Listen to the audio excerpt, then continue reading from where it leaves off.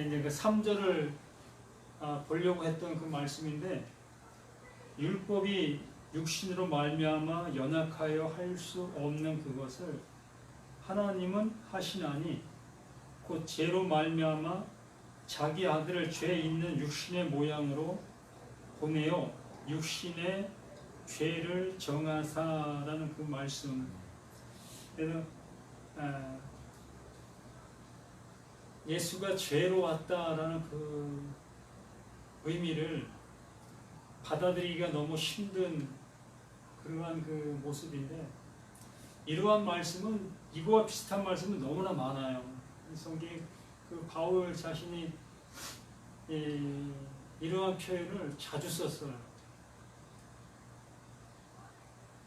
그래서 이제 그 1절부터 보면 그러므로 이제 그리스도 예수 안에 있는 자에게 결코 정죄함이 없다라고 하면서, 이는 그리스도 예수 안에 있는 생명의 성령의 법이 죄와 사망의 법에서 너를 해방했다. 우리 서영관 목사님이 말씀해 주신 것처럼 그 율법을 알아야 복음으로 갈 수 있는 그 모습이 될 수 있고, 아멘. 그래서 여기 죄와 사망의 법, 그러니까 율법이 죄와 사망의 법이잖아요. 그렇죠. 그래서 죄와 사망의 법, 그 율법을 통해서 죄와 사망의 법을 알게 되어지니까, 이 법이 생명의 성령의 법이었네로 알게 되는 거잖아요. 네? 그러니까 율법을 율법으로만 보게 된 게 아니라, 이제는 그 하나님께서 그 율법을 조명해 주셔서 그게 이제 복음으로 보여질 수 있는 그 모습으로 가게 된 거잖아요. 야고보서 1장 25절 말씀 한번 볼까요? 참, 율법을 받아놓고 기뻐할 수 있는 사람이 있을까? 자유롭게 하는 온전한 율법을 들여다보고 있는 자는 듣고 잊어버리는 자가 아니요 실천하는 자니 이 사람은 그 행하는 일에 복을 받으리라 라고 말씀했잖아요. 그래서 자유롭게 하는 온전한 율법이라고 얘기하잖아요. 자유를 주고 구원을 주는 율법이라는 거죠. 그러면 우리가 통상적으로 알고 있는 율법으로 이 말씀을 우리가 재해석한다면 도저히 이해가 안 되잖아요. 율법은 그 계명으로 우리에게 주셨고 그걸 지키는 그 모습인데, 지키는 게 쉬운가요? 재밌는가? 네? 어쨌든 부담되는 게 율법이잖아요. 예를 들어 11조로만 얘기한다 할지라도 내가 1,000만 원을 벌었는데 100만 원을 의무적으로 내야 되니까 그게 계명이잖아요. 그럼 100만 원 내는 게 이렇게 쉬운가? 네? 아깝잖아요. 그래도 아깝지만 그 계명을 지키는 그러한 입장 속에서 100만 원을 내는 그 모습, 그렇게 내므로 인해서 난 구원의 바늘에 들어갔다라는 그러한 모습으로 가게 되는 게 율법 지킴의 모습이잖아요. 결과적으로는 이 25절에 말씀하신 것처럼 자유롭게 하는 온전한 율법이라는 것은 그 예수 안에 이루어진 그 율법 아닌가요? 네? 그 율법을 얘기하시는 것이면서 그 죽음에 내가 거기에 함께 이루어졌을 때에 나도 그 율법으로 인하여 죽은 자가 된 거잖아요. 그 죽은 자가 되어진 그 모습 속에서 그 율법을 쳐다보니까 이제 나를 자유롭게 하는 법이었네 라고 볼 수 있는 거잖아요. 그게 구원의 법이었네? 그 모습으로 가야 되는 게 율법이잖아요. 그러면 이것을 전혀 몰랐던 우리였다는 얘기죠. 그 전까지는. 몰랐죠. 그 예수가 오시기 전까지는 이걸 몰랐다는 겁니다.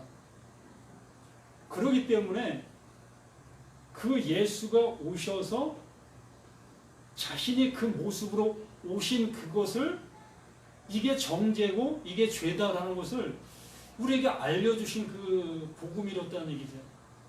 그러니까 예수가 죄인으로 왔다는 얘기가 아니라 참 오해가 되어질 그런 소지가 있는 건데 예수는 죄가 없으신 분이잖아요. 그러니까 이게 설명이 되어져야 네. 설명이 되어져야 이제 되는 거죠. 그러니까 왜 죄가 이렇게 말을 했는지. 죄가 없으신 그분이 이 죄인된 그 모습으로 오셔서 이것이 죄다라는 것을 알려준 거잖아요. 그 죄는 아닌데 죄라고 하자. 왜? 의를 설명하기 위해서. 일단은 이걸 죄라고 가짜로 죄라고 하자. 의를 설명하는데 총 목표이기 때문에 자유를 설명하기 위해서. 아니 그게 죄라고 하자라고 그러는 얘기는 가짜로 안 되는 거예요. 그거는. 쉽게 그렇죠. 그건 아니고. 그게 이제 죄는 아닌데 네? 죄는 아니, 그게 아니지만 설명을 해야 돼. 그렇게 얘기해 버리면 하나님 말씀이 오류가 돼 버려요. 그렇죠. 그 예수가 죄가 아닌데 죄로 하자라는 표현은 좀 그러니까 그 예수가 하나님이셨던 그 자리에서 떠나셨잖아요. 떠나오셨잖아요. 그렇죠. 그 떠나오시는 그 모습이 육을 입고 오신 거잖아요. 그러니까 하나님과 분리되어 오신 그 자체가 죄라는 얘기죠. 그러나 그 예수는 그걸 아신다는 얘기예요. 우리들은 그걸 모르고 지음받은 우리들은 그 하나님과 분리되어져 있는 나를 죄인 것을 모른다는 얘기죠. 그러나 그 예수는 그 하나님과 분리되어 우리 가운데 오신 그 자체가 죄인 것을 아신다는 얘기죠. 그렇기 때문에 그는 죄가 없다라고 얘기하는 거죠. 왜? 아니까. 이게 죄인 걸 아니까. 이걸 죄인 걸 알고 그 죄를 짊어지고 그 십자가에서 죽으실 수 있으니까. 하나님의 정죄가 무엇이고 하나님의 심판이 무엇이고 하나님이 이루시려 하는 것이 무엇인지를 알고 그 예수는 그것을 그대로 이루신 분이기 때문에 이게 길이다, 이게 진리다, 이게 생명이다, 이걸 보여주신 분이 그 예수이시라는 얘기죠. 그래서 우리는 그걸 전혀 모르는 모습 속에서 이스라엘 백성들처럼 계속 그 법만 지키는 그 생활을 했다는 얘기예요. 그렇기 때문에 수없이 법을 지키는 그러한 생활 속에서 그 생활을 했지만 죄를 몰랐다는 얘기입니다. 그래서 하나님께서 너희 죄를 사함 받으려면 짐승을 잡아 그 짐승을 통해서 너의 죄를 사하해 줄게 라는 그 모습으로 얘기해 주셨지만 히브리서의 말씀을 보면 그 죄는 사함받지 못했다라고 얘기를 하잖아요. 어떠한 이 방법적인 그 모습만 제시해 주신 것이지 그것이 너희 죄를 영원히 속죄한 것이 아니었다라고 얘기를 하시잖아요.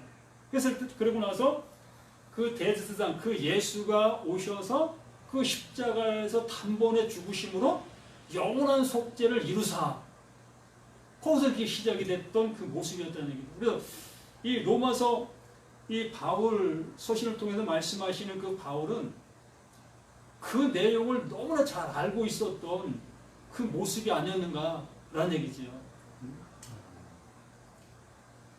그러니까 예수가 하나님의 마음을 가지고 우리 가운데 오신 그 시인, 그 호몰로게오, 그 상태인 것을 바울 자신도 똑같은 그 상태의 그 호몰로게오가 되어지므로 그 예수가 왜 어떠한 모습이었다는 것을 명확히 알게 되어지니 이렇게 이 말씀을 기록할 수 있었던 그 모습이 아니었느냐라는 얘기입니다. 정말 이것을 우리가 바르게 알지 못한 상태에서는 너무나 놀란 소지가 큰 거예요. 어찌 예수가 죄를 가지고 죄로 오셨느냐. 이건 말도 안 된다. 그리고 목사님들은 그거 어떻게 생각하시나요? 이제 이 부분에 저는 이제 지금 말씀하시는 부분이 예, 이 한 부분만 빼면 저하고 똑같아요. 예, 근데 이 한 부분이 이제 예수님이 하나님과 분리되는 이 이야기를 했잖아요. 예, 예. 이 부분만 빼면 목사님이 저하고 똑같아요. 근데 저는 이제 이 부분을 왜 굳이 이제 말을 하려고 하냐면 하나님이 분리된 존재가 돼버리는 거예요. 지금 목사님이 말씀하신 예수가 하나님과 분리돼서 온 것이 죄라고 이제 이렇게 해버리면 예. 하나님이 한 분이 아니라 두 분이 존재가 되는 거예요. 그렇게 생각하실 수도 있어요. 그러니까 네. 예를 들어서 물론 이제 우리가 이제 삼일째 하나님이고 지금 이제 목사님의 설명은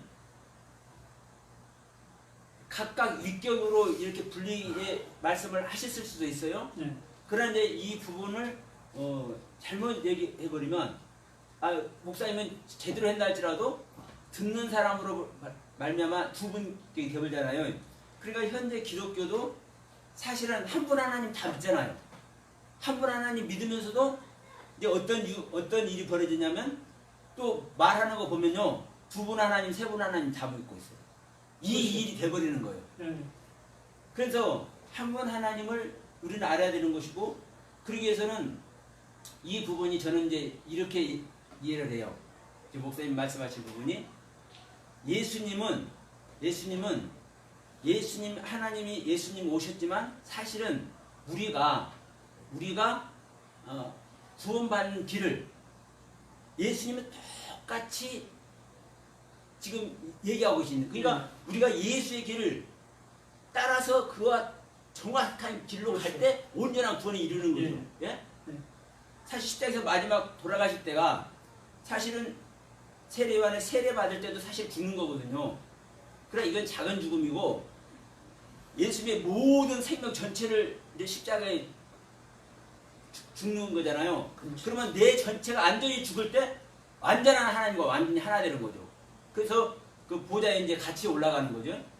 이제 그런 논리로 볼 때 예수님은 이제 태어나는 것부터 우리 안에 임안에서 오는 것에서부터 이게 똑같은 그 여정이라고 저는 이제 얘기를 하는 거예요.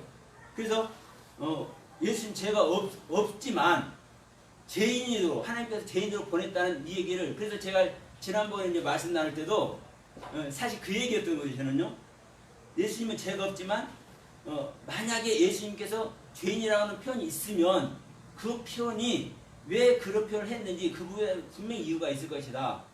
근데 지금 이 부분도 사실 저도 이제 다들 이제 좀 보기는 봤어요. 찾아봤는데 그런 거라고 저는 이제 이해를 했어요. 이 예. 부분이 예. 이 로마서뿐만이 아니라 여러 성경에도 그렇죠. 동일한 예. 표현으로 나와 있어요. 예.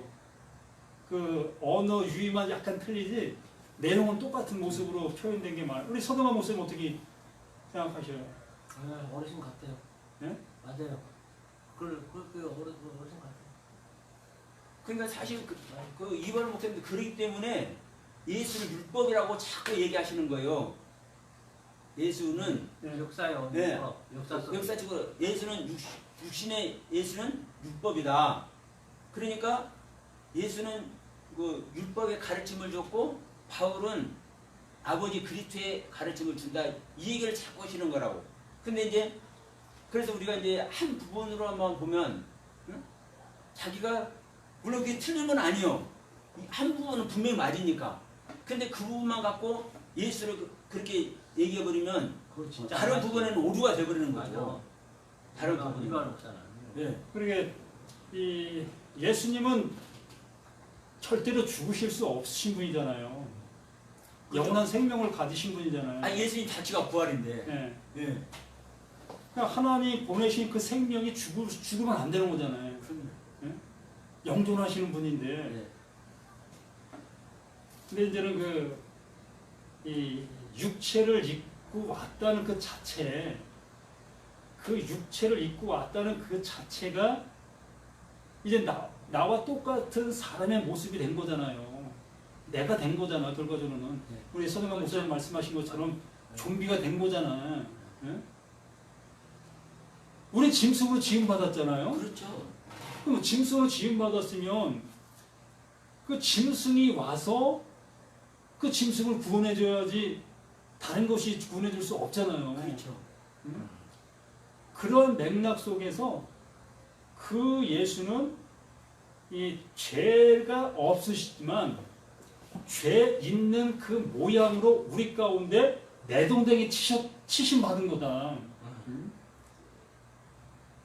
분리됐다는 것과는 틀리고, 그러니까 하나님이 아니다라는 표현이 아니고 예. 하나님의 일이 이루어지기 위해서 그 예수를 죄인된 모습으로 죄 있는 모습으로 우리 가운데 내동댕이 치셨다. 그러니까 한마디로 이제 네. 제가 이제 그 지금 목사님 그 표현을 이제 제식으로 하면 예수님은 우리인 거예요. 예, 우리 그냥 우리. 예, 우리. 예. 근데 우리인데 우리 이 상태로 구원받는 것이 아니라 예수님께서 성령으로 말하면 잉태돼서 이렇게 나타나셔 이렇게 행하신 그게 것처럼 길이죠. 예, 우리가 이제 하나님의 가르침으로 말미암아 우리한테 잉태가 일어나고 예. 그걸 통해서 우리가 어떤 존재인지를 알아가면서 예수님 길을 우리가 가는 거죠. 그렇죠. 그게 예수님께서 우리 길을 너희들은 이렇게 해야 되는 것을 정확한 이제 모델로 예, 예. 사신 것이죠. 예. 그러게 예. 우리는 이것에 대해서 전혀 모르고 살잖아요. 알 수도 없고. 그렇기 때문에 그 길 되시는 그 예수를 보내셔야만 됐던 그 하나님의 사랑, 그것이었다는 얘기죠. 그래서 성경 전체가 그것을 얘기해주고 있다 해도 과언이 아닌데, 그럼요. 그게 복음인데. 우리는 그 예수를 어떤 맞아, 신적 존재 맞아요. 근데 신적 존재로만 생각함으로 인하여 나는 그 예수와 어떻게 보면은 근접할 수 없는 그러한 상대로만 여기게 되어진다는 얘기죠. 그래서 바라보는 예수, 그러니까 바라만 보는 예수로, 또 내가 믿어야 할 대상으로만 보게 되어지는 그 예수로 따라가게 되어진다는 얘기죠. 그러니까 그 예수가 나를 향해서 다가오셔야 되는데 다가오실 수 없도록 내 스스로가 가로막고 있다는 얘기죠. 그래서 이러한 내용들이 더욱더 그냥 적나라하게 드러나야 되지 않겠는가 라는 얘기예요. 네, 맞아요. 참 이 작은 내용이지만 좀 더 이러한 내용들을 성경의 어떤 토대로 해서 그렇게 나눌 수 있는 그러한 시간들이 되었으면 하겠습니다. 맞습니다. 옳습니다. 멋있습니다. 짝짝짝짝짝. 이런 류의 그 토론이라면 토론이고 대화라면 대화고 이게 사실 이루어져야 되는 거예요. 우리가 뭐 내가 아는 거 조금 이렇게 내놓는 거 물론 중요하지만 사실 이런 걸 통해서 우리 각자의 표현이 자기만의 표현일 수 있지 않습니까? 그런 것이 사실 모아지고 이렇게 하다 보면은요 어떤 그 모델이 서는 거거든요. 예수가 오는 얘기가 됐든 어떤 얘기가 됐든 안식일이 됐든 뭐가 됐든 그 이야기에 대한 그 사건에 대한 모델이 서주고 그것이 공론화가 될 수 있잖아요. 그게 그 공론화돼서 이게 펼쳐져야 이게 되는데 이게 안 이루어지고 각자의 안에만 있다 보니까 이게 사실은 표출도 안 되는 거고 공론화도 안 되는 거고 그렇기 때문에 이게 교회의 나눔 자체가 안 되는 거예요. 서로 각자의 그 시각만 가고 그래서 저는 그 부분이 정말 저는 좀 그래요. 그래서 좀 이렇게 얘기 나눌 시간이 조금 있었으면 좋겠어. 예수님 가르쳐 기도로 마칩시다. 네. 하늘에 계신 우리 아버지여, 이름이 이름을 거룩히 받으시오며 나라의 마음이시며 마음이시며 뜻이 하늘에서 이루어진 것 같이 땅에서도 이루어지리라. 오늘 우리에게 용할 양식을 주시고 우리가 우리에게 죄진 자를 사하는 것 같이 우리를 사하여 주시되 우리를 시험에 들게 하지 말게 없으며 다만 에게서 구하옵소서. 내게 나라와 권세와 영광이 아버지께 영원히 있사옵나이다. 아멘. 수고하셨습니다.